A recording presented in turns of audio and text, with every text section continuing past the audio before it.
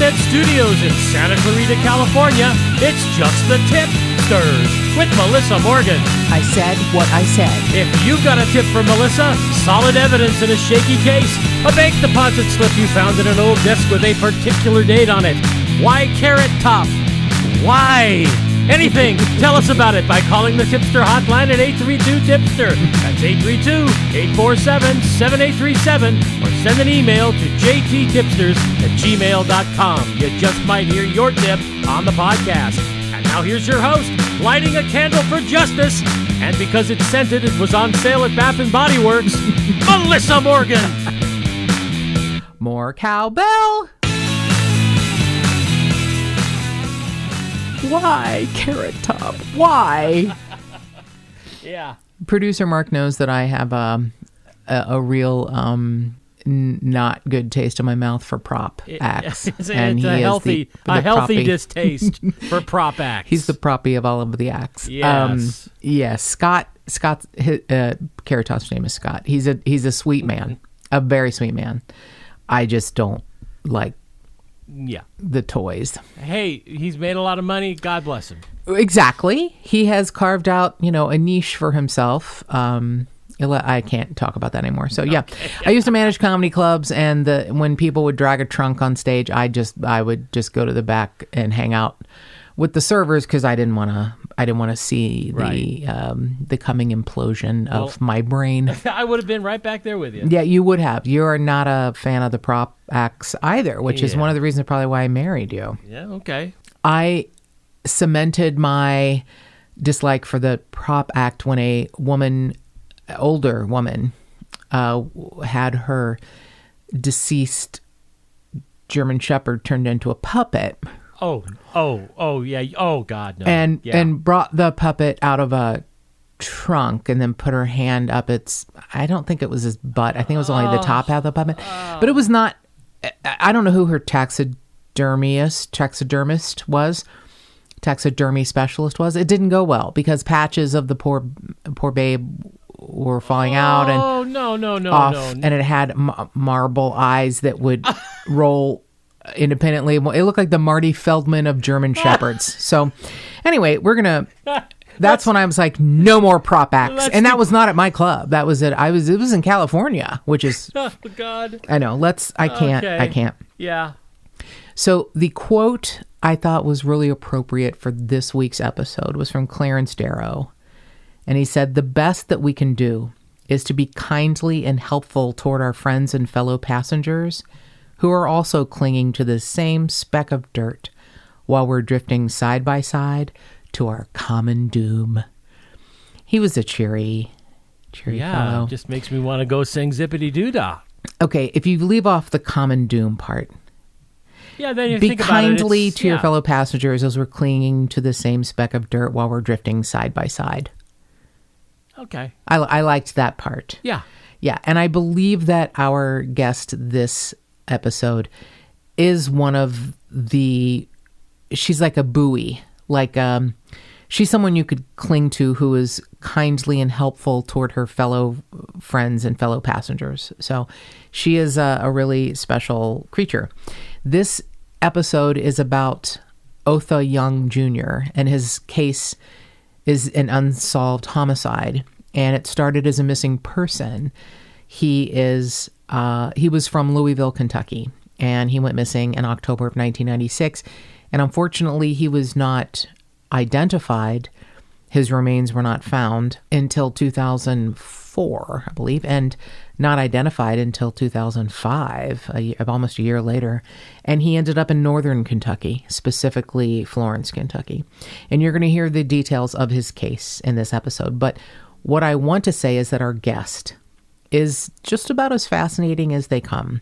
Virginia Braden is like a Renaissance woman, truly the definition of a Renaissance woman. She does and has done more things in her life than I'm going to be able to list. But a few of the things are, she's a private investigator, a behavioral analyst. She's a consultant and investigative advisor. She's a teacher. She teaches at different universities and teaches workshops at different businesses. She has a lot of projects that are very close to her heart that she works on for free. including Otha's case. She has a blog that's part of her website. Her website is bradeninvestigations.com, and we will have that information in our show notes. And she has a special section of her website that is a blog that's dedicated to missing persons, some Jane Does, John Does, unsolved cases. And one of her other gifts is that she is an author. And I have one of her books, and I love it. And even though it was published in 2018, I cannot think of a book that's more timely for 2021 than hers. Her book is entitled, Life is Hard, Here is Some Help. And it's the kind of book that I would normally be like, oh, I don't want this. I've had friends send me these kind of workbooks that are to prompt you to, be a little more self-realized. And they're typically, I'm just going to have to say it, they're kind of cheesy with trying to be authentic, I guess, with weird little, stick people drawings. And it's really annoying. Her book is clean and clear and beautiful. And I will tell you, I have a tradition when I get a new book is I flip it open to whatever page. And that's just a page I think, will be important to me. And I'll be damned if it's like Virginia wasn't in my brain. So the book is, you will understand and hear why she was inspired to do this particular book because of an experience in her life. And it's the kind of experience that could have jaded a person, have made them angry and mean, and it turned her into the absolute opposite, an open, compassionate heart who gives so much of herself to help others that may have been in the situation she was in and that maybe didn't make it out. So on page 294, which is the page I flipped open to, few things are as difficult to overcome as the failure to comprehend one's worth. You cannot contribute what you do not believe you possess. And boy, oh boy, was that like a lightning bolt to my brain. I struggle on a daily basis with my own worth. And I laughed to myself like, God damn it, Virginia. Yep, that's the page I should have opened it to. So just as an example of what the book has, it's got very important statements like this that have come to her in her lifetime. And then she asks you to do an exercise. Take a few minutes and make a list of 5 things about you that you truly value and appreciate.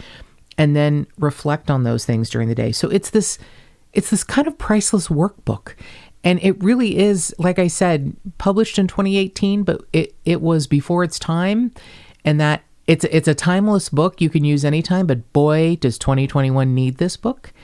I love this book with all of my heart, and it encompasses her. It shows you who she is. So this private investigator is basically the clearinghouse for Otha Young Jr.'s case. This case was submitted to me from Tipster Cindy, who is a Northern Kentucky resident, and I was so grateful that she sent it to me. I'd never heard of Otha's case, and I was like, wow, this is pretty interesting. And Virginia is magnificent and has worked on this case countless hours for free. She has not been retained by any family members. She just wants Otha's case to be solved. And the thing is, it is solvable. We can help bring peace to whoever is even left in his family. There have been, some deaths, premature deaths in his family.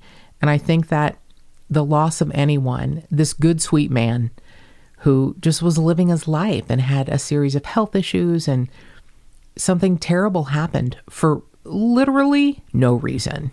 There was no reason for Otha's life to have been taken. Zero, none, as you will hear in this episode. But we were really, really blessed to have as our guest Virginia Braden. And here is our interview on the Otha Young Jr. case. We are really blessed today to have as a guest private investigator Virginia Braden. And she is what I like to think of as sort of the clearinghouse or the museum of the Otha Young Jr. case, because she, I feel like, knows more than most anyone else other than maybe law enforcement or the person who did something to him. But she's kind of an amazing source for information on, or resource on, the Otha Young Jr. case. So welcome to Just the Tip-Sters, Virginia. Thanks for being here. Thank you, Melissa. I am absolutely thrilled to be here to be talking about this case. So thank you for the opportunity. I am so happy to have you. I have only interviewed one other private investigator.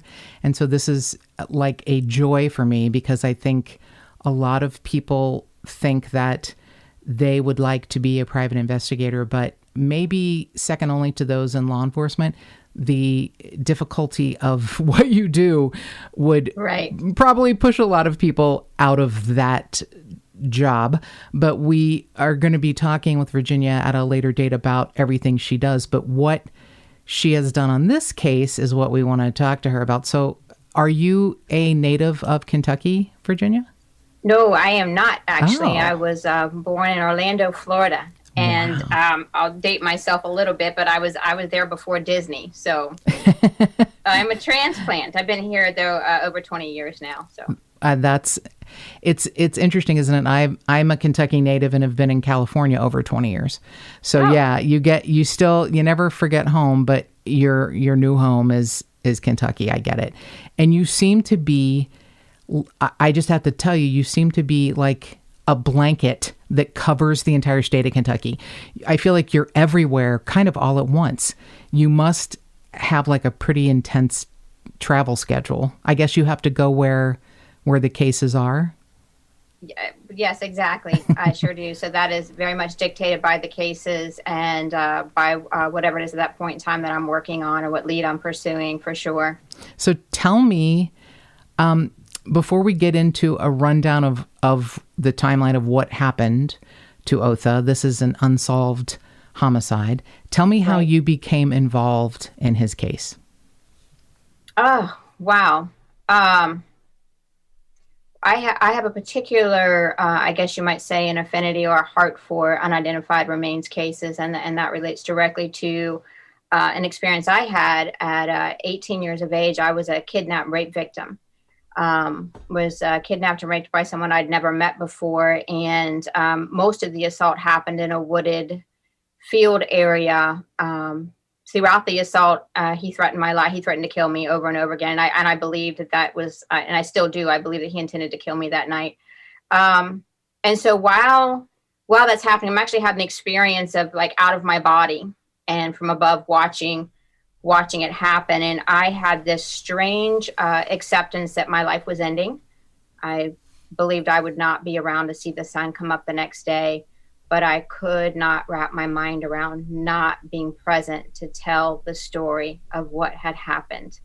I dropped things out of my pocket that night, hoping that if I were ever found, and I really believed when I was found, I'd be a pile of bones and hair, hoping that someone would connect the pieces. And so because of that, every one of these cases just really hits home in a very real way. And I know that I could be that unidentified remains, that set of skeletal remains that someone's waiting on answers for. So I decided a long time ago that I would tell these stories. And so some people in law enforcement who know who I am and know what I do tend to steer cases this way or mention them. And that's what happened with this particular case. Someone that I knew that was personally involved with the case mentioned it to me. And there's a few little eerie similarities that off the highway and where I was raped, where I was taken was off a highway, a wooded field area. So this really hit home for me. And I sort of just really do not let go of these types of cases. You'll notice when you look at my blog that these are sort of obscure cases, maybe have not had a lot of publicity. That is true. I believe that every life matters, and I want these victims to have their name back, to have their story back. And one thing that really sunk in that particular night when what happened to me is that I was more than that one night. Absolutely. And I knew that when I went missing, that would be what everybody focused on, missing person, victim. If anyone even found me, I was going to be nothing more than that particular event. But I had a huge, I lived 18 years of a life before that. And so that is something that I really strive to tell their story, give them their name and story back. And so this is how I got interested in this case, and that's what got me started. And that's what you do, and you do it beautifully. And not everyone would have just, and God forbid it would have gone a different way. Not everyone would have just thought, this is Virginia who lived 18 years and this terrible thing happened. And you are right, because there are a whole lot of us who would not let that happen. And you are right. You are and were much more than that one experience, the same way Otha is and lived 65 years of a life with its ups and downs, and so much more than the experience that, happened to where he was eventually found. So that's, right. I mentioned in last week's episode, I don't like to use the excuse that hurt people. And I understand that that's what a lot of people believe, and we could spend years going into the psychology of that. But you're an example of someone, a hurt person, who flipped the script and became a person who helps people that are hurt. And that's one of those beautiful things. I'm not saying it has to go one way or the other, where if you're a hurt person, you hurt others, or if you're a hurt person, you become, sort of a superhero one like you. A lot of people maybe just stay right in the middle, but it is a beautiful thing to see how it compelled you to do what you do, which is infinitely fascinating to me. So I will just say that this case was brought to me by one of our beautiful tipsters, Tipster Cindy, messaged me when an article about it was in a local, I think it's Cincinnati.com. And the journalist Amber Hunt, who hosts Accused, her podcast, she does a lot of true crime stories and features for Cincinnati.com for the Inquirer. So this tipster brought this to me and said, why don't you take a look at this? And I was like, well, I'll be darned. Here's another one I had no idea about. Right? you can't know about all of the cases, right? And I had left the area by 1996 when this happened. But so let's go over what happened. So October 10th of 1996, Otha Young Jr. was hospitalized for a physical issue. Do you know what that was by any chance? No. So I'd seen something like maybe he was in the hospital. Yeah, like pneumonia or something maybe? Yes, that's what the information I have. I don't have anything confirmed, but just something like that as well. I know he was also have been diagnosed with Alzheimer's. He had a number of different things that were going on. He did have some physical issues, yeah. For sure. So October 9th of 1996, he checks himself out of the hospital, AMA, against medical advice.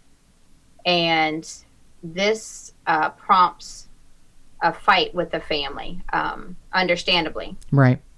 They don't think this is a good move. And this is in Louisville, Kentucky. It is. It's in Louisville, Kentucky. Exactly. And so the last time that the family see him is later that day on the 9th of October, 1996. And he's driving away in his own vehicle. In I believe it was a 1988 Ford Mercury.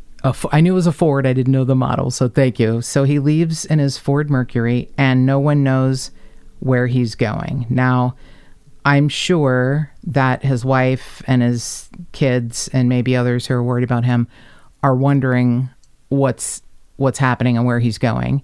And I don't know that they actually ever have a solid answer, but the theory is that he's heading north on I-75, potentially to see family members in Ohio. Right, in Cleveland, yes. So that's the theory. That's kind of the general thought there. And you're very right. That I don't think that's ever been confirmed. So, I think all of us can relate to having a dispute or a fight with a loved one, and maybe somebody drives off to blow off some steam or to get, take a break or take some space. Right. And it wasn't until the next day, on the 10th, that a missing persons report was filed by his wife, Benita. So now let's go back to the 9th, and he is on the road. And do you know he's pulled over apparently in Boone County near Florence? Yep. Do you know what the traffic violation was that got him pulled over? Yes. So the officer that followed him for about half a mile, and he was doing, I believe it was 60 something in a 55. Got it. And so he was speeding. Okay. He was speeding. So he gets pulled over, and the officer finds that he does not have a license. And so they don't. Expired. Oh, it was an expired license. Okay. So they were like, hey, you can't drive this. We're going to take you somewhere. We're going to leave the car right here. Like what happens when maybe you're drunk or whatever. Yeah, it happens that they leave your car and they, are like, hey, you can figure it out. So they take him to a gas station, and their advice is call your family. I don't know if the officer could tell after the traffic stop that maybe he was confused, but they, took him to a gas station to call his family, and he actually did. He did contact his family, but for some reason they couldn't come and get him that day, but they said they would be there the next day. Right. So the officer transported him to what was then Burns Brothers, and now it's the TA. Right. I know right where that is on Route 18. Exactly. Yeah. Yes. And the last time the officer, you're right, he indicated he would stay the night in a hotel and he would contact family. He was last seen walking in the general direction of the hotel that he did eventually check into. They did hear from him. You're correct. And I believe it was, so, and the timeline's sort of all funky. Yeah. Because my introduction to it began with the discovery of the skeletal remains, right. And then you flip back, you hop in your time machine, and you go back and you got to go backwards. Exactly. Right. Yeah. So he ended up checking in at like 1:30 in the morning on the 10th to the Best Western on Commerce, and the ticket time was at about 12:25 in the morning on the 10th. So there's just a little bit about an hour gap. So that kind of makes sense. It means time for the officer to be checking for a license and doing paperwork. And there actually he had a summons to appear in court written on that ticket as well, which of course he failed to show up for. Right. But for whatever reason, the family was not able to come right away. And by the time they did get there, there was no sign of Otha at all. So he checks in. I was unaware of, and I appreciate you clearing this up for me. I was unaware of the timeline of when he got the ticket and when he checked in. So he checks into the Best Western on Commerce Drive, and then it's 1996, so there's not an electronic footprint that we would have today. He didn't have a cell phone. There probably were not cameras. I mean, it was, his hotel key card was, almost really not usable, and that all of those records had been purged by the time he was found 8 years later. But at the time, who knows what it would have shown him going in and going out, or maybe going into his room and staying. But so we don't know if he left at some point to get food, or do we? I don't know. Is there any sighting of him walking anywhere around that area? So not as far as I'm aware. Nothing that I have uncovered or researched has indicated that we would know that for sure. He did, there's a indications that he checked out around 12:30 on that same day, so a little after noon. So he stayed a little less than 12 hours, and checkout time's right. usually noon for a motel. So he checked out, and then after that, apparently, a family member is trying to meet him somewhere in the area to retrieve him, and they just can't find him. Right. So my understanding is that they were going to the hotel to meet him, and he was not there. And they found one of the family members. gave a statement that they had actually seen his vehicle right on the side of the road. Right. But that's something that may have been confused also? Well, it does not.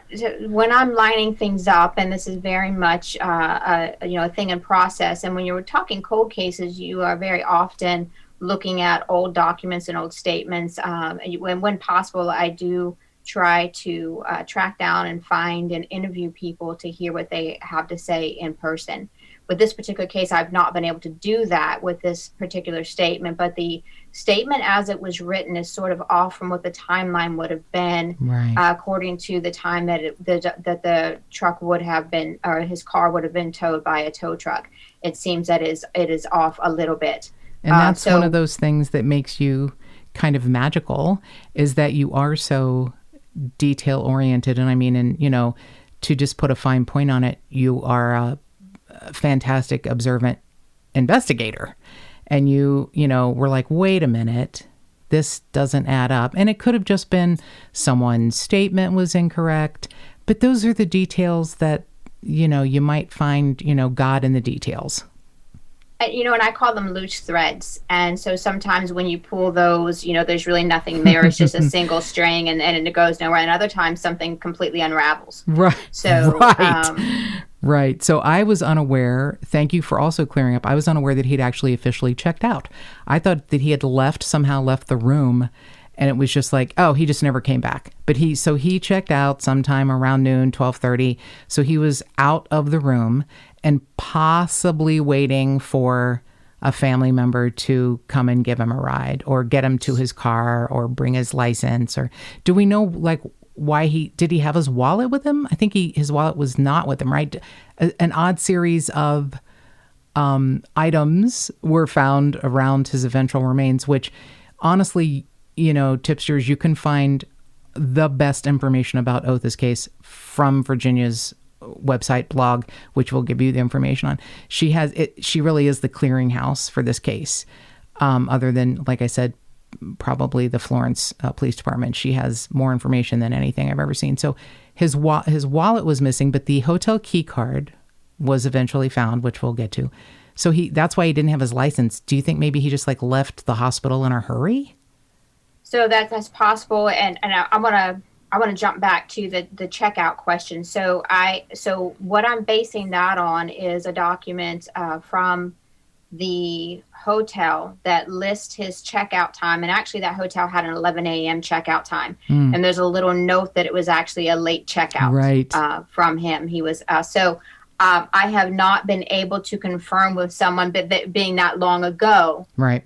Not able to confirm 100%, but that is a written, that's something that is available and matches with other details that were found. So on the ticket that was given, in the space where there is a place for the driver's license number, it's just written that there is none. So whether or not he had a wallet but did not have an ID, I believe his license had just expired in May of that same year.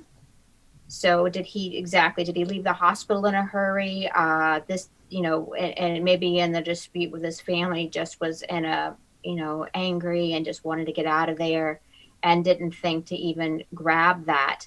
But there was no wallet found with the skeletal remains when his body was recovered. There we go. There we have a situation where was there a license? Was there an ID? Was there a wallet that is not there? Right? So here's the other thing. I'm unfamiliar with rules and regs in 1996 for hotels. It took me until I was an adult to realize that you couldn't rent a car until the age of 25 or something, unless someone else signed for you or something. Yeah. So how in 1996, I mean, the Best Western isn't, the Ritz, but it's also not, the no-tell motel. You would have had to, it's a chain. You would have had to have presented something.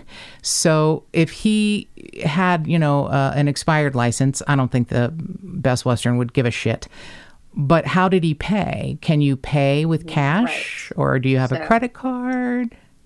Right. So there is a check-in log And there is no indication of whether or not he showed an identification or not. There is definitely a total for that stay and the amount that was paid. So it would seem to suggest that he had a wallet at the with time, him, or yeah, something. Interesting. Yeah. Okay.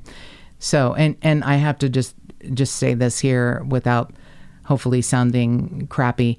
If someone took his life, the life of a 65-year-old man with health issues and, dementia, for his wallet, it's there should be a very special place in hell for that. So yes, we don't know. Precisely. We don't know what and why yet. We don't have that. But so here is the thing. I do remember reading police interviews that said his family member, I believe daughter, was sort of going up and down all around the area in Florence and in Boone County looking, look, here's a missing flyer. This is my dad. Have you seen him? So there was some, trying to find him because they had found the car and they knew where he had stayed. And then suddenly he disappears. So one of the things that was found with the remains was a video card. Now, this was for a place in Ohio. Of course, now it's defunct. It was like north of Cincinnati. Is there any reason why that would have been there? So, or is that kind of a red herring? Well, the place that was, you're right, it was out of business. It was in Fairfield. It became a Blockbuster. They were eventually able to figure out whose account that belonged to, and it just wasn't connected at all. It was had nothing to do with it. But this is on the side of a highway. Right. A pretty busy main, a big thoroughfare that goes through a lot of states. It is. Yeah. Yes, it certainly is. And so that was one of the things that they were dealing with there. There was also a pair of shoes found that were never definitively linked to Otha. So being the space that it's in, but that was part of the really, we haven't really talked about too much yet. The investigator in that case, the detective, Walt Cooley, was the one who was charged with this investigation. A lot of really methodical, talk about pulling on loose threads, following up on everything. So that was something that he really pursued, chasing that down and figuring that out. And eventually it was established that it really didn't have anything to do with the case. Okay. Yeah. Thank you for mentioning Detective Cooley, because it isn't just a whodunit. It's a who is this? I mean, yes. Once he was found 8 years later, right. It took almost an entire year to find out who the hell it was, and before it was identified as Otha. So before we get to the part where you kind of are introduced, where the remains are found, is there anything that you want to talk about, from October of 1996 before we kind of jump forward? Well, it was established that he had been in at that hotel and what time he checked in and some of those things about a month after he went missing. And so what you have is this missing persons investigation going on. And I think sometime in 1996, a story was also run in the Inquirer by a reporter named Terry Flynn. I believe he had family in that area or something. So there is this investigation that's happening. And I only bring this up because there's a database, and I know you've talked to your viewers or your listeners about this quite a bit, the NamUs database. And so there is this separate missing persons investigation that's sort of happening, but it goes nowhere.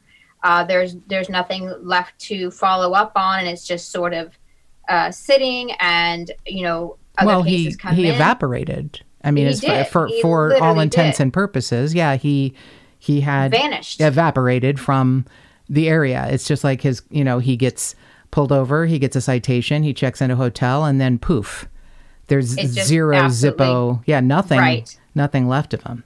Nothing at all. So in that day and age, they did not have a database like NamUs to enter the missing persons information into, or to go to the family and collect DNA and put that in. And then, had that been the case back then, we might have had a resolution to his identity much sooner. Much faster, right. Right. Even if... So it did go completely cold. I mean, he vanished into thin air. It just sounds so cliche to say it, into thin air, but literally that is what happened. That's what happened, yeah. Mm-hmm. So Now we can always go back and forth in time, but we'll keep it straight. So there are some city workers in Florence who are cleaning out some storm drains in November of 2004.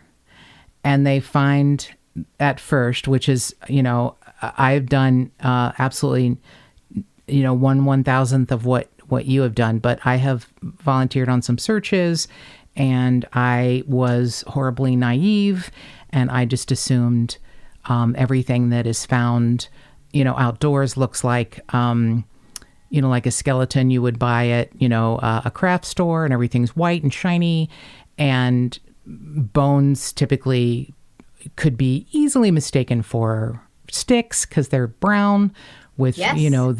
The human body, melts and stains it being in the sun.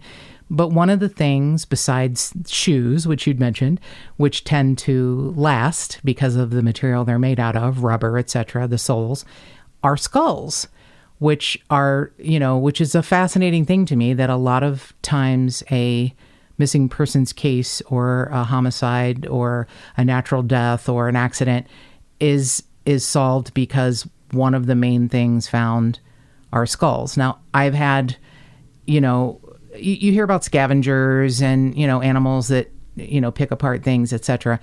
I've been told a couple of things about skulls. If they're found near water, it could be animals like a raccoon or something, and they enjoy kind of playing with them because they're round like a ball. It's a very odd thing to me, but this is, even though it's a storm drain and there may have been water, and after 8 years, we know what the weather is like in the Midwest. It's Right. a whole bunch of different things, snow Right. and rain and sun and heat and humidity and etc. Exactly. All of this. So these workers find a skull, but one of the things that's so fascinating about Otha's case are the details of Yes. his skull and the remains. So I want you to explain some of the fascinating parts of what happened when the skull was found. So you are so very correct that human bones can very often not be perceived for what they are, and not to mention animal bones can also be confused with human bones. Oh, you don't But know it's how not many at all- times I did that. I mean, apparently California was overrun at some point with goats. So Oh, Lord. we're looking, in canyons and hills, and I'm like, oh, I found him. And they're like, put the goat bone down. It's like, that's not him. Put the goat femur down. So yeah, so explain, when you see a skull, a human skull, it's different than a cow skull or a dog skull or something like Right. that. Yeah. Very, very distinct. And so what was unique about this particular case is it's not unusual for the skeleton remains to be scattered, like you said, by animal activity and by just nature, by the seasons of snow and rain and drought and all the different shifts that happen in the landscape. What was unusual about this particular case was that the skeletal remains were found for the most part enclosed in what would be like a mechanic's overall, sort of like a jumpsuit that was made out of polyester. And if you know, and I know you do, polyester is just about indestructible. Yeah. It really stays around for a long, long time. And that had the effect of not only preserving the skeletal remains and isolating them, protect them from the elements and the weather and all that, but also kept them from animal activity for the most part. Now, there were some bones scattered, but it preserved a lot of it, and they were in much better condition than the ones found out in the elements. And his skull, of all things, a mouse had built a nest inside Otha's skull. And as part of what the mouse had sort of used to construct that nest, he had were 3 of Otha's hairs, and additionally, some butts from filtered cigarettes. Now, did And Otha smoke? That's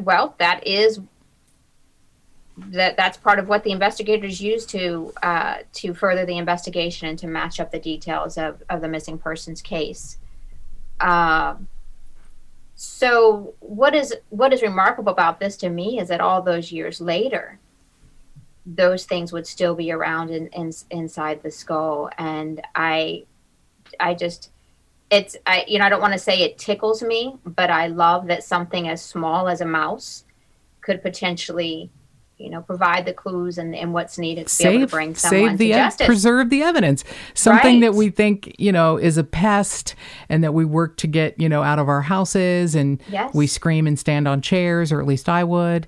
And here, this mouse made a home out of Otha's skull using part of Otha, and I mean 3 hairs. That is amazing. And some cigarette butts. And it really is. It's like if people don't think that there's something bigger than us at work. Right.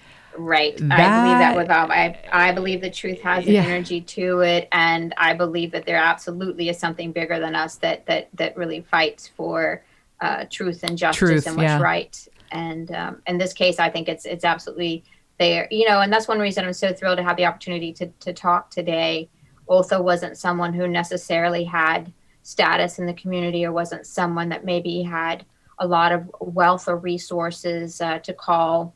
His life mattered, and the thought that, there's a mouse that's working to preserve evidence so that he could have the answers and justice he deserves is just, it's part of what's so very fascinating about this particular case. And they did find, along with something else that was really remarkable that also stood the test of time, they found bits of the sternum with wires protruding. Which is also another, and you mentioned Detective Cooley and his ability to keep going until he gets answers, to keep going until he gets answers. And it really is one of those things. The more I read on your blog about Otha's case, the hair on my arms stood up. I don't really have much hair on my arms, but it did. I was like, this is, if people think that there isn't something bigger than us, all they really need to do is look at this case. Exactly. So I'll let you explain. Yeah. So I know that you had worked with and law enforcement across Kentucky, works with Dr. Emily Craig. She has such a sterling reputation. So when the remains were found in 2005, or 2004, pardon me, it took until October of 2005 to identify him, and a lot of man hours and time and effort and blood and sweat and tears. So Dr. Craig had said the remains could have been there anywhere from 24 months to 10 years, and it turns out she was pretty close. It was 8 years or so, really. Right. So tell me about the sternum and what was found. Well, Dr. Emily Craig was our state forensic anthropologist for a long time, and like you said, just an incredible reputation. And so she was based out of Frankfurt, and within 1 hour of the skeletal remains being found, she had been called, and within 3 hours, she was actually on the scene assisting investigators. So she's right there. And the wires, what Dr. Craig was able to say from that was that meant the person had likely had open heart surgery at some point in time, which all of these things, and there was upper dentures that were found as well. And of course, as she did her anthropological exam, she was able to give, what is so very fascinating about what she does is really the remains do tell a story, and the amount of information that she was able to get from the bones was really remarkable. But so there's this, the open heart surgeries now in the mix, possibly smoked filtered cigarettes is in the mix. She also finds that there are previous healed injuries to the head, to the nose, fractures to ribs. Also was able to determine that he had lower back arthritis, put it at being a white male between 55 and 65, I think the original report said. The postmortem interval was 2 to 10 years. And, so they have this information. And so then what happens in this case, you can't really begin to look at who or did what when until you know who it is that has been done to. Right. And so there's these information that Detective Cooley has, and as they are publicizing this and they're putting it out there about what's been found, he and that agency are being inundated with calls from all over the country with people desperate for answers for their missing loved ones. And so some of these clues are used to eliminate. So dental x-rays, the medical histories of different people. So it's not even necessary to go all the way to the extent of DNA. And many of the people that are calling in and saying, hey, this could be my uncle, this could be my brother, this could be my son, it's not even necessary. But there is this sort of methodical way that Detective Cooley goes through this using the clues that are there. And as it turns out, and I don't know if you want to talk about this yet, but Detective Cooley, so it's not, so I guess TV just really sort of makes everything seem so magically wonderful and easy, you know, for investigators, for police officers, for you the have court systems, 44 everything. minutes, you know. Yes, and it's just all beautiful. So, right. But what you have in real life is Detective Cooley having to have subpoenas issued to try to find out the owner of the video card. You have subpoenas being issued to different hospitals and trying to figure out. Now, by the time he takes this step, there was a call that had come in along with all the other calls that are being checked on and routed through and going through the process. There's a call that comes in that says, hey, there's this man who's missing, last name of Young, was stopped in Florence. I think the tip said that it was for erratic driving, which ended up not being the case. But right. It's one of the things that comes in. As Detective Cooley checks on it, he realizes there's actually a missing persons report from Louisville. And so a few things were found next to Otha besides the key card and the video card. There's some keys which turn out to belong to his Ford, which they wouldn't have that to compare anymore because I'm sure that was taken to his house. One of the, yes. Mm-hmm. To his house. And you had mentioned these nylon or polyester overall type things, like a workman's kind of outfit. Right, short sleeve, yep. Was that something that he left the hospital wearing? Is that something that could be definitively identified as belonging to him? Well, that particular, that's actually a very, very interesting question because they were they were the type exactly that would, like a mechanic would wear, that would normally have a label or a patch that would have the name of the person embroidered on it. And Dr. Or the Craig business. Right. Exactly. Dr. Craig put that under a microscope, and she was able to ascertain that label, that tag, had been intentionally cut out versus an animal tearing or ripping at it or some other explanation for that. Which is kind of remarkable that it had to go under a microscope. Those you said a little while back that, you know, everybody tells a story, everybody tells a story. And it takes people like you and like Dr. Craig and Detective Cooley and others who just are committed to hear the story. A lot of people can be told the story, but they don't necessarily hear or see all the details. And the fact that Dr. Craig put the damn overalls under a microscope and saw that the name was removed deliberately, not eaten by the mouse family or, you know, rotted away with the weather, but had been removed deliberately, probably to avoid identifying him. I mean, that's kind of magnificent. If you talk about it taking a village sometimes to solve these cases, it absolutely takes a village, which is another one of those, we'll have a discussion on another day, why law enforcement doesn't fucking open up the village doors and let, you know, people in who might be helpful. They can still hold information back that would never compromise a case being adjudicated, but fucking taking the time to hear things like this, to hear the story that the body is telling. Somebody has to be a witness to hear the story. So, all right. So I want to go to, because I did a little, and I'm remarkably bad at things visually. I'm a much more auditory person, but I happened to look up, because, you know, I'm from the area. I lived in Florence for a while. I grew up in Independence. I'm a Kentucky girl. So I knew the area at the time. I think the hospital where he was found was St. Luke, but now it's now yes, St. Elizabeth. Yeah, when I left, it was St. Luke. I left, decades ago. So now it's St. Elizabeth, but I am extraordinarily familiar with the area. So his hotel was at 7821 Commerce Drive. He was found on the property at 4900 Houston Road.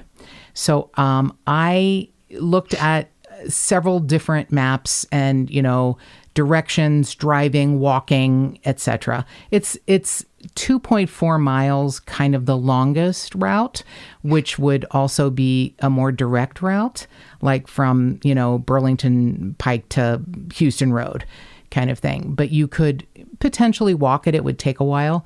I don't know with Otha's health and not having a car, if he would have walked, like, let's say he checks into his hotel at 1:30 and decides to take a, midnight stroll. Seems unusual, but, so he, checks out of his hotel, a late checkout, and it's the middle of the day. So maybe he wants to go get something to eat or something, although he should have been waiting for a family member. But then we have the other layer of him having dementia. So maybe he, wandered off, etc. How do you think he got there? Does it appear to you, and you, if this is something you don't want to answer or can't answer or feel it might compromise, let me know. But as a PI, how do you feel Otha got to that goddamn storm drain? Well, I think that his Alzheimer's and dementia has to be something that's considered in this for sure. I think myself, probably two possibilities that I put at sort of the top of the list there. One would be that he happened to cross someone at the hotel where he was staying who realized what he had. An elderly man who was pretty much defenseless, who wasn't quite all there, an opportunity, who had no car, had no vehicle, and whose only source of help wasn't going to be coming for a bit, or Otha may have even been confused on how to get to his family at that point. So I think there's a very much sort of an opportunistic type situation there. The other thing that I considered is that perhaps Otha began to try to hitchhike or try to request a ride from someone to get where he was going in the first place. He struck me as being a pretty stubborn individual who may not have necessarily wanted to wait for the family, especially if he was still having a disagreement with him. He may have preferred to keep going and to get to the other family in Ohio, so that perhaps he even tried to secure a ride on his own. Was he known to do things like hitchhike? No, not as far as I know, but I'm looking at a little bit of risky behavior here from him to begin with, in checking out AMA, not just to go home and to be tended to at home. Yeah. But to hit for a pretty long, Louisville to Cleveland's not a short little jaunt. No. So, and we don't know, but we don't know his mental, we don't know if it was a good day. Alzheimer's wise, or a bad day, or where he was on that. Did he have his medication? There are so many things that are not, but he didn't get that far, I think, is the whole point here. So I think that we're talking about a situation that occurred within a fairly small radius from where he was staying there at that hotel, and very much from where he was stopped for by that officer. So it's not a very big overall bit of space. He encountered someone in Florence, Kentucky. That's why I was wondering if there was, I know, like I said, unfortunately, it's a time before cameras that would be in like every lobby of every hotel, and it was in a very burgeoning area that was being built up, and I was wondering if he was known as a drinker, or like maybe he went to, a specific, restaurant or something like that, or a bar and met someone. And if it's the middle of the day, and obviously each situation is different, but they say like those with dementia have a much harder time at the end of the day, like sundowners. So if it's the middle of the day, he may have been, as you say, it may have been a good day, it may have been a bad day, we don't know. But I think you're right. I think one really, interesting possibility is he met someone who did not have his best interest at heart. And that's how he ended up in a storm drain, a few miles from his hotel. Is it, I'm trying to remember, because I have had family members at St. Luke before I left the area. Would it be easy for someone to transport him with a car and then have him end up in that area? No. So you couldn't get back where he was from the St. Luke side, drive back there. As a matter of fact, when they went to recover, what they did, they actually had the city workers cut the fence there along the highway to allow them better access in. And wow. At one point, it was even considered that he had been sort of dumped over that fence and had rolled down a bit. So I think you would have definitely attracted attention by trying to drive that route from the hospital. But I guess it would be, but I want to shoot back to those questions you were asking a little bit ago. Did he have something he liked to eat at a bar? So those are all amazing, quite those great investigative questions, Melissa. They really are. Well, You're bless talking you. Victimology. And that matters. It matters. It does so much. Those details. And those are things that I would love to have the opportunity. I've tried over the years to speak to family members here and there, and have not been successful in being able to talk to them about exactly things like that can really help narrow down some possibilities of what has happened and sort of make a clearer picture of how he was operating at that time. What would he have preferred? I do know it's noted on the ticket that no alcohol was involved. Right. So when he stopped around that time, there's no alcohol involved at that point. But so he wasn't driving drunk. Right. Gotcha. It is a very odd sort of a scenario there, and so that's why I sort of pulled in the idea that maybe it's not even a hitchhiking, but maybe offered a ride by someone there local in the area, because it would almost be, and that none of this would be easy, but it would almost be easier to pull off the side of the highway and drop him over that fence than to necessarily make your way on with a vehicle back onto from St. Luke's property all the way through that fielded area, to where the fence was. So, yeah, because it is really close to the freeway where he was found. Close. It's very interesting. Which because it's such a, I know people who are not from the area. We're discussing Kentucky, and I don't know if you've ever run into this bias, but when people meet me, they're like, well, you don't have an accent. I'm like, fuck you. Who does?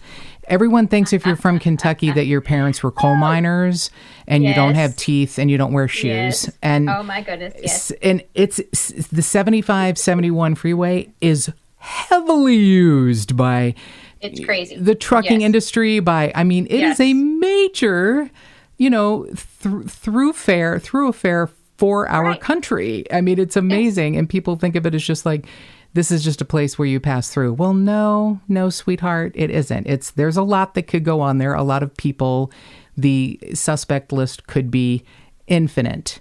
But that's a very, yeah. I mean, one of the things this case is so fascinating. And I really, again, I just want to say thank you to you for amassing all of these details and putting them together in one place. There's so little about him and about the case. Yeah. And like you said, everyone's life matters. But one of the things that is so fascinating to me is Otha spent his life working for a glasses shop, and yet what was found near his body was non-prescription glasses. See, so you and me, same things, exactly what I thought. I thought, well, that's going to be it. He's going to have a great pair of prescription glasses, and they're going to be able to trace right back to where. No, but Detective Cooley did. He followed up on that. I'm sure. No, they're just over the counter, just a plain pair of readers. Peepers from Rite Aid or something. Yes, and here he was, this man who worked his life working for. Right. Yeah, this case has the details that are so fascinating. And if people don't think a 65-year-old man with health issues and memory issues that his life isn't interesting, his life is interesting. His life did matter. And these details are very important. So now we've kind of given a broad scope. Let's just talk a little bit about, rule number 1 in law enforcement. You start with the inner circle. And I love the way you say it. You say you check the in-laws before the outlaws. So so you start close and you move out. So he was married to Benita, who ended up passing away before he was found. Do you know if they were still together, if they had a good relationship, if there were any issues there? I'll tell you what, she was the one that filed the missing persons report. Right. So I do know he had a caseworker in Louisville, and what's not clear is if that was strictly due to his Alzheimer's and the dementia and the issues that come along with that, or if there was something else that was happening there, like that elder may have been abuse impacting. Or something. Right, okay. Exactly. So that's literally that's all I know, is that there was a caseworker that had been assigned to him. Would HIPAA laws prohibit any of that information from being released, or would, maybe even law enforcement, like you said, Detective Cooley had to file, I can't think of the word now, the warrants to get information on the movie card and stuff like that. Would he have to get a warrant to find out why there was a caseworker?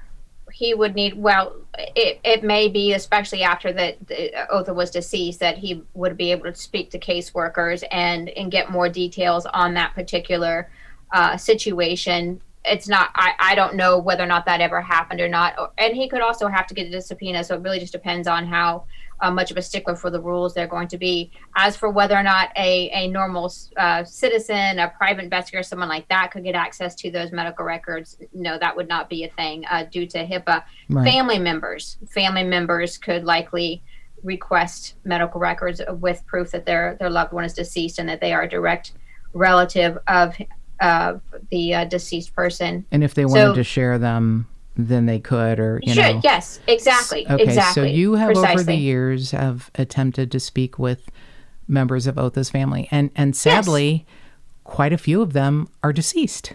So his wife passes away, and if you are comfortable discussing what you came upon, I guess in 2018, just running down these details. And by the way, were you ever hired by the family? No. So my blog, the cases on the blog, those are not cases that I've been retained on at all. These are things that I do. As I said earlier, I promised myself and the universe and God, the powers that be, that I would tell the stories of those that can no longer speak for themselves, and whether or not I've been retained. So that was my goal in doing this particular blog post. I have never been retained on the case at all. And when I work as a consultant for law enforcement, and I'm not on this case at all, I never take any payment for that either. That's my it's who I am. It's what I'm called to do, and I am very glad to be able to do that. So no, I don't work for the family in this. I don't know that they've ever even, I don't know that they've communicated among themselves as I've tried to make attempts or to contact. And to be very, very honest, in cases I've worked before that I have been retained on,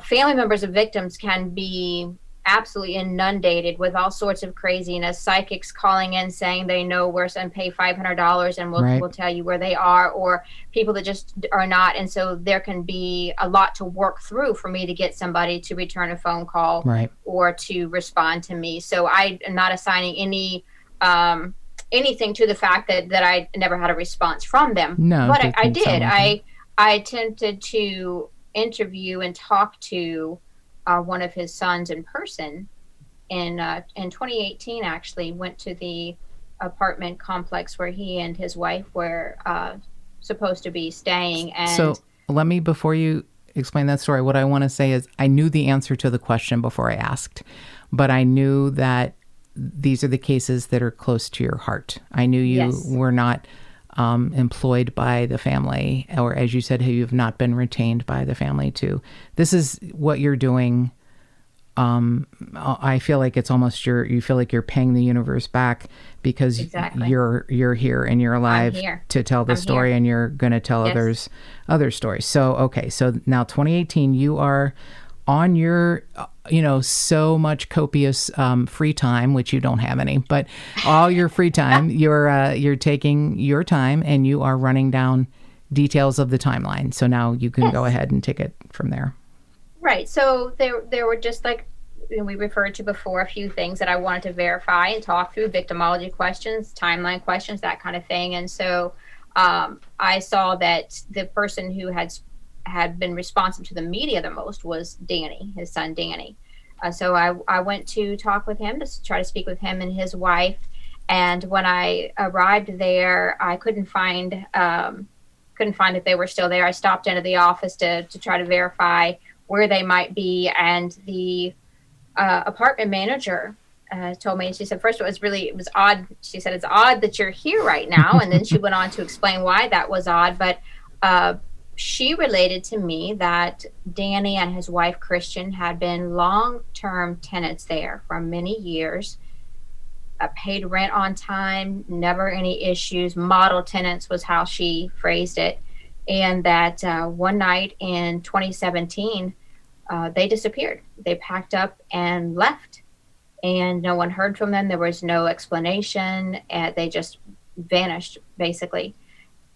Then not too long after that, I guess less than a year after that, and wildly, just a few weeks before I came looking for them, right, the wife, Christian, had called to the office and had told this story that Danny had, how can I put this? So the way that the manager told me the story, as it was told to her, is that it had not been Christian's choice to go, that Danny had forced her to move, to go in, I guess, in the middle of the night, just packed up, moved everything to what she called a very, very country place, a rural place that ended up being a place called Gilbertsville, Kentucky. And to be fair, there's not a lot there. Right.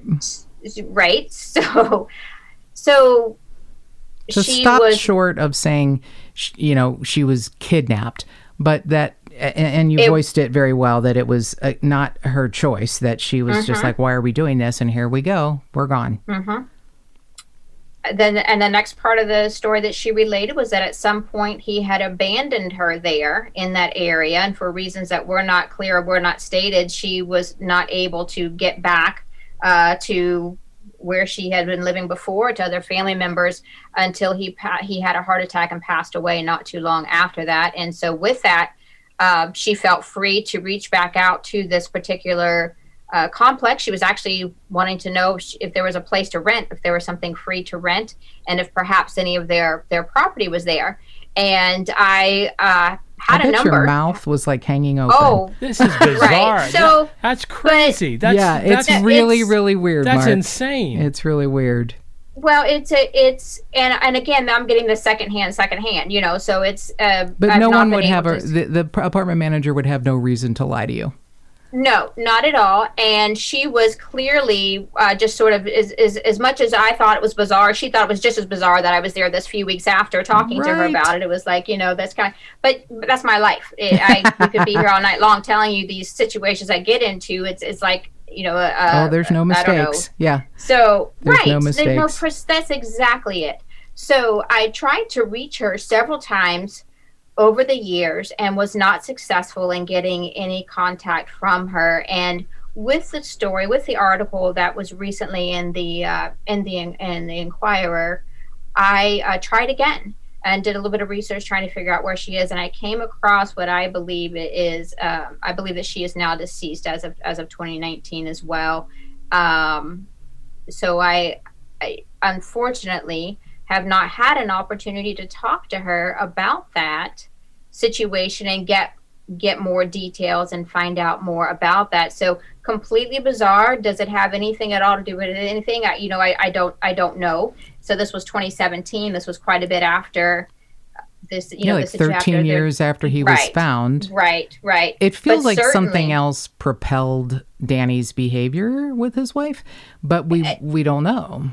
No. It's just that we're left to think, and then just surmise and theorize and, all it's just a very wild, for someone to change their behavior that significantly, to go from being years long model tenants paying the rent on time to up and pack up overnight. Yeah, they'd with no lived there explanation. Since 2006. They had been there 11 years, which most people don't even stay in an apartment that long. And then to hear the details that the manager said, model tenants, never late, paid rent, model tenants, and then something spooked Danny, whether it's something we have zero idea about what was going on in their lives, or wondering aloud, I'm wondering if something, came to him about his father's case. Maybe was he questioned or not? And this is to put no aspersions on him because he's not here to defend himself. But but those are all the things. I'll just tell you the only thing I really found, and I do my due diligence, which is to look at the, what I can find as far as research. So little was done. A lot of broken links. I know there were interviews on local channels in Cincinnati, but they, not even archived. And the only thing I could really find was from the Courier-Journal in Louisville, because that's where he's from. And that was from October of 2005. And Danny was like, he was a good man. He was a sick man.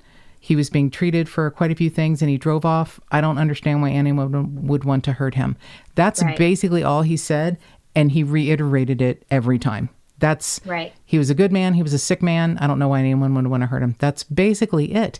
There's so little about him. That's why it's, people like you are such a gift and so important. So that is an odd thing. And I know that you said that you gave all of that information to Detective Cooley. Yes, I certainly did. Yes. So are there any other details you would want the listeners to know about Otha's case? I've thought about this, and in fact, I was talking with a colleague earlier today about this being on the podcast, and her response was, "Well, who would know? Like, what would your ideal be?" And I think there are people who probably may possibly have seen something and they don't realize what they saw in terms of, did they see Otha getting into a vehicle that's not a Mercury? Did they have a conversation with him at the hotel? Is there somebody there? So there are things like that can happen. This passing coincidence and this realizing, hey, that's actually, I saw that person. But there's also, I believe, a good chance that over time, information that is critical to understanding the relationships that Otha had with family members, situations that might have been ongoing with him, the care he's receiving in Louisville. There may be people who have information about that over the years who have just not have wanted to let it be what it is, and he's gone now, and let's let it be. Right. And what I would say is that you don't have to make that call on what should be left alone and what shouldn't. Otha mattered, his life mattered, and the information you have may or may not be some big, exciting development, but it may be a piece that fits into 10 other pieces that put something together for investigators. And so I think that anyone over time that has had any discussions with anyone about this, it's not necessarily uncommon for people to talk about situations and to give up information in what they think are private conversations or ex-girlfriends, ex-wives, ex-boyfriends, that kind of thing. So I think that anyone change over years. And that's one great advantage to cold cases, precisely that. Yeah, alliances change, and people's ideas about what is right and wrong change. Yes. And they themselves change. And what you said so beautifully is that a detail that you think may not matter or may not be a big enough piece of the puzzle, you took the onus off of someone who might have that, and it's not your responsibility. You don't have to solve this. You don't have to have the end game. You don't have to have it all put together. But if you have one piece, we need to know that piece. Yes. I will say the tip that was called in that put Detective Walt Cooley on the correct path was not called in by a family member. It was called in by someone who knew the family and knew he had been missing. So that's interesting. I think that so law enforcement, so that's their job. They take the tips, they go through so Detective Cooley also, he found a brown smear on that hotel key card, and it tested positive for blood. He sent that off. He exhausted every possible lead you could have. It came back. It wasn't, there was not enough there to be analyzed, but everything he went through methodically. And so that tip, though, that put him on the right track came from someone out there. So what happened is those pieces that person, when he started checking to it, the pieces started lining up. So when that person called, did they know? Did they have all the information he had at his disposal? No. Right. They just knew, hey, there's this possibility here and in the universe of possibilities, and I'm going to speak up and I'm going to say something. And so I think that's incredibly important for people to, like you said, so not to try important. to figure out the end game, Right. but what you have, bring it forward. You never know how that's going to fit in with everything else that's known. It is so important. It is vitally important. And it is, our podcast is called Just the Tip-Sters, not just because I'm a 12-year-old boy and it's a dick joke, but because tipsters are so important, so vitally important.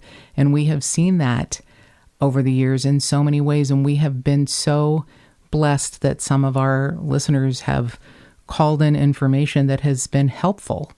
And you, Ms. Braden, are such a gift. And we are really grateful that you took your time today, which I know you don't have a lot of, to talk about Otha Young Jr.'s case. And we're going to have you back to talk about you because you are such an interesting enigma to me. You have, I'm sure, a plethora of stories to tell us, but we are really grateful to have you on today, and we will give the information for the tipsters to contact Detective Cooley and the Florence Police Department, whether it's email or phone numbers. We have all of that. So unless there's anything else you wanted to say about Otha's case, I just want to say thank you for being here. Melissa, thank you. Thank you for amplifying the information that's out there. It truly does take a village. There's a saying, we're all just here to walk each other home. Oh, I love that. And right, I feel like that is exactly what is happening here with Otha. And again, maybe not a man of significant means, maybe not someone that would be, the highlight of a news story other than him having gone missing, but his life mattered. He had goals, he had dreams, he had 65 years a good man of being here on this planet. Yeah. A good man, and as defenseless as could possibly be. And I think that's what gets me the most. There was no reason for this. Right. There was whatever it was this person was after. It was he not probably necessary. would have given it to them. Yeah, absolutely. It didn't have to absolutely end his life. And No. while we're just here to walk each other home is one of my favorite quotes. I love this one, and it applies here so much. It's a saying from Buddha, which is 3 things cannot be hidden: the sun, the moon, and the truth. Yes. Love Thank you so much. Thank you, Virginia Braden, for being here. We can't thank Virginia enough for being a guest, and she will be on another episode for sure in the future where it will be about her, because she is so interesting and is working on cases that are fantastic. And I know the tipsters will have questions for someone with her fascinating life. It is an interesting journey that she has, for sure.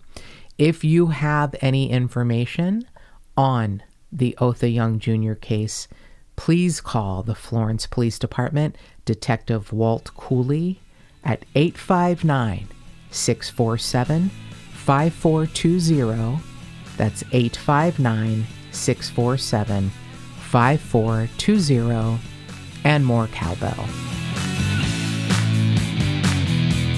If you'd like to support this podcast, go to patreon.com/Just the Tipsters.